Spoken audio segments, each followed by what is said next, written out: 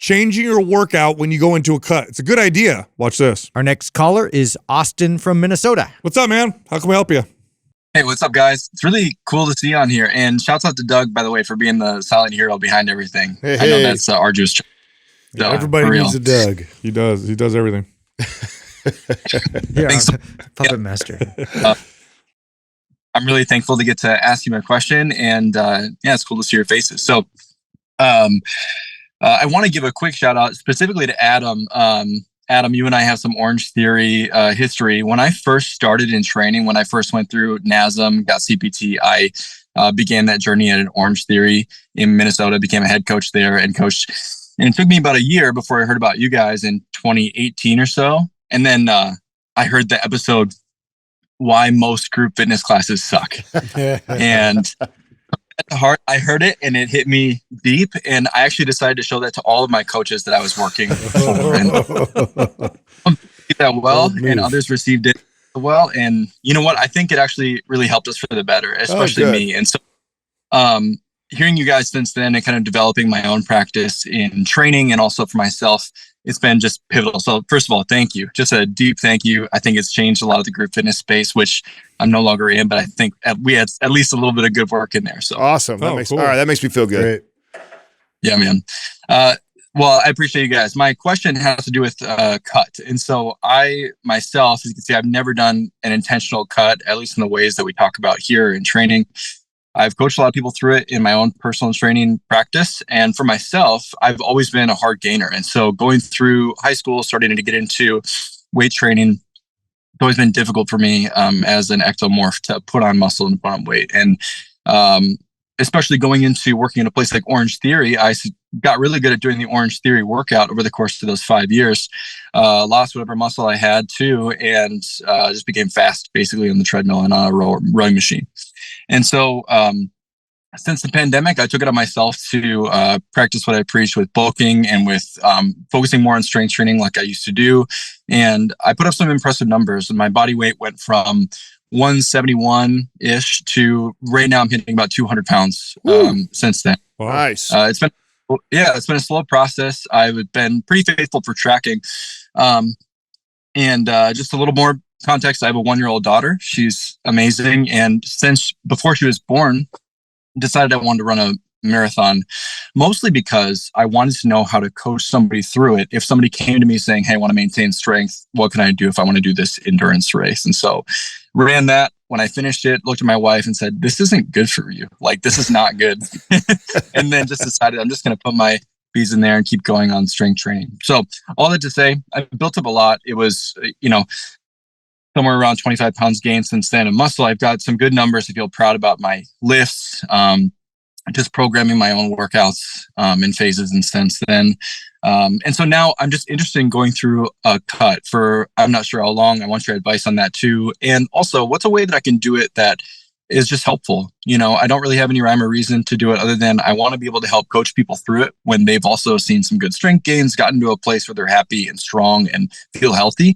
And I feel like, Adam, you said in other episodes too, you can sort of show off the work that you've done, kind of building that up. So I'm curious what you think about that.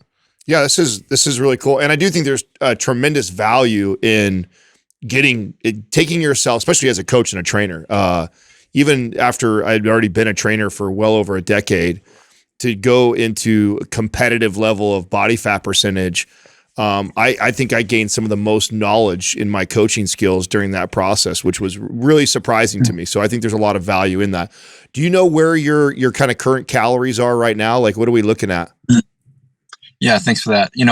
I think when I had sent this question, I hadn't been tracking at the time. So over the course of the past 4 weeks or so, I've been tracking mostly to find my maintenance calories.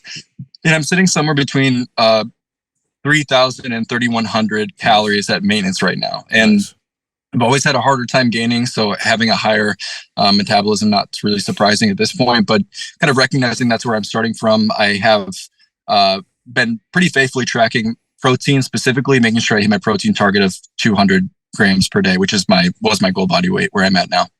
It's pretty straightforward. Yeah. There's a question you asked that you wrote in that says, what advice you have for a first time cut? Will the addition of cardio movement substitute less food intake? Okay, think of exercise and workouts. That's for health, for fitness, for performance, strength, endurance, whatever. And then diet is for fat loss.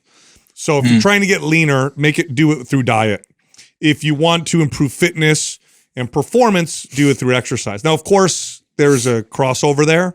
So what I'm saying isn't black and white, but generally, if you follow that advice, then you're going to be okay. If you do exercise for fat loss, you'll hit some walls real fast. And if you do workouts, not for fitness, but then you're going to hit some walls. So the workouts are for performance, for fitness, for health, diet, for getting leaner. So if you want to get leaner, especially with your calories being over 3,000 at maintenance, it's pretty straightforward. I would cut your calories. I wouldn't change anything else. Be consistent, and you should see yourself, especially because you're doing so well. You've done so well with putting on muscle. You know, it says here you estimate you to be around 13 to 15% body fat.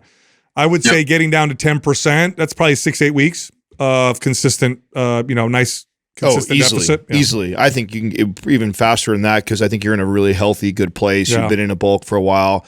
There's many ways to do this. I like how I would do it, considering where you're currently at. I'd run 3 to 4 weeks of the cutting about 500 calories a day consistently, no cardio, nothing like that, just straight through training and diet. I'd interrupt that with a week of maintenance to slight surplus and then go right back at it again. So it'd be 500 calorie cut. See how you lean out for about 3 to 4 weeks. And the way I would decide 3 to 4 weeks is if I see my progress stalling for 2 weeks in a row. It's kind of how I always did it. I want to see myself and give myself like kind of 2 week windows of, okay, I'm seeing progress. I'm good. So I'll stay the course. Oh, wait, I'm not really seeing a lot of progress. Another week went by. I didn't really see much progress. Okay, let's go back to a maintenance to surplus to interrupt the diet. Okay, do that for a week. Boom. Then I'd come back down again. And I just would keep stair-stepping it like that. The only way I would introduce any sort of cardio would be like I'm getting down to at least 6 or 7% before that, like all through diet. And then when I would get ready for stage, the final 2 weeks or so, and because you heard the point Sal made, like you could use movement exercise to burn body fat, but it's very quickly you get adapted to that and don't see the results. So I mean, I don't mind 2 weeks, 3 weeks tops for utilizing something like that. I definitely don't do it out the gate. So out the gates, I want to use all manipulation through training and through my food. And then as I get really lean to get that edge, like say I'm a week or two out from I'm going on Vegas or I've decided this is the day I'm going to go measure body fat or whatever. And so then I'm going to use that cardio to get me that last push. That's it. Yeah. But I mean, it is pretty straightforward. Go ahead. Would you typically expect to see any strength gain during that time? I'm assuming no. If there's not. No. In fact, you should be really happy if you can hang on and maintain to strength. It's because you're so strong. I'm looking at your numbers, 320-pound bench press, 450-pound squat, 405 dead. If you were just starting on lifting, then I'd be like, yeah, you'll probably see some strength gains. But because you're so strong for your body weight, even if you lost no muscle, just the reduction in energy and calories, from the calories, you'll probably see some decreases in strength. Not a lot, but you'll probably see some, and that's okay. I wouldn't worry too much about it. No. I would worry about it if it gets real, like, oh my God, I feel, terrible, but I wouldn't get too hung up on the numbers. Yeah, you should expect it. If you don't, that's like you're in the Goldilocks zone. Yeah, you're crushing. Like if you actually see yourself, in fact, if you know you're leaning out because you're either measuring or you can see a visual change week over week, and you're hanging on to strength, that's a good indicator of like you are like perfectly cutting. Just the right amount that you're seeing nice little bit of progress, but not so hard and fast that it's really hurting your lifting and stuff like that. So it's rare for that to happen for someone at your strength levels. I would expect a little bit of a you should expect it. But if you somehow were able to, boy, you're in a really, really nice place, and I would stay right there.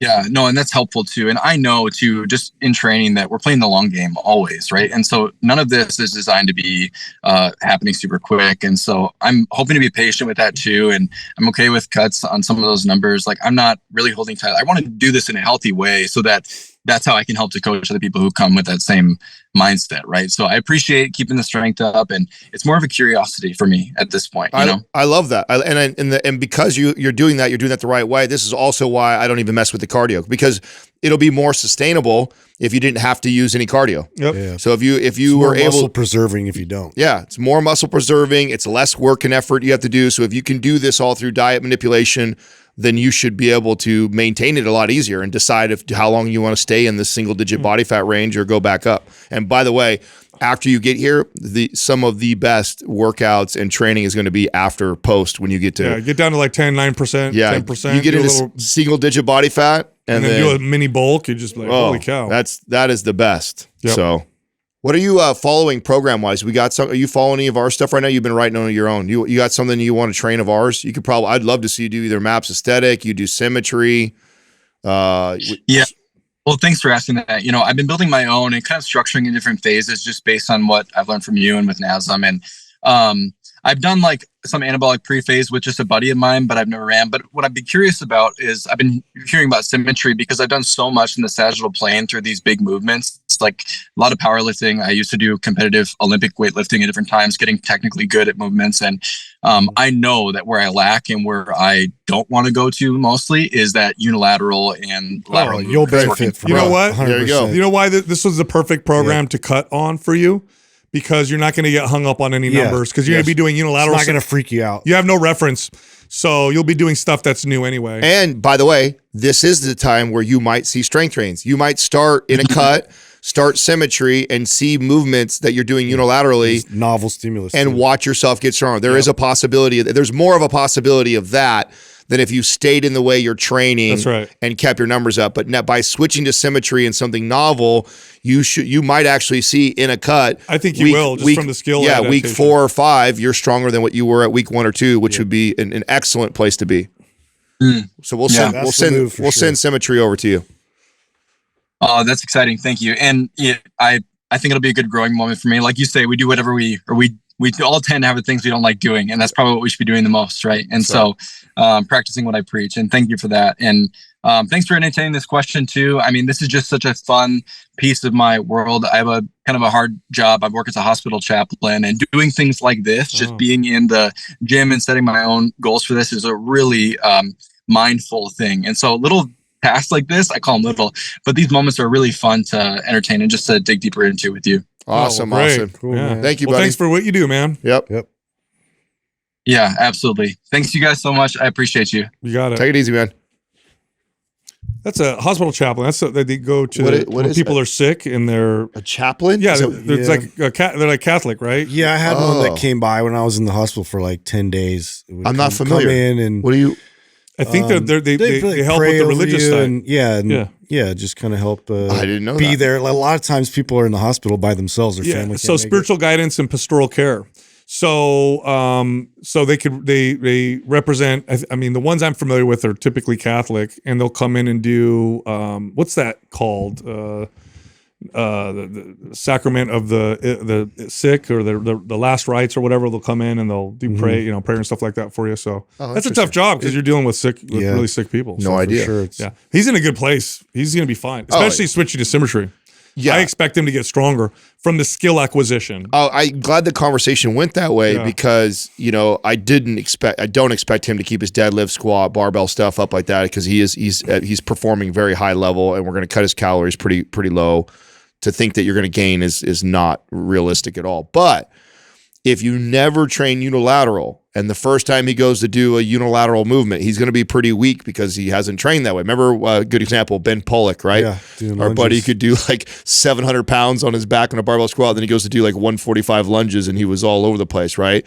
But the beauty of that is there is a possibility for him to see himself get stronger through that program because it's so novel. So great. That's a hack that I used to do, and I would go on a cut. I'd change everything up. Always. So I had no point of reference. Always. So I don't know I was getting weaker, It's stronger. better whatever. psychologically for That's sure. right.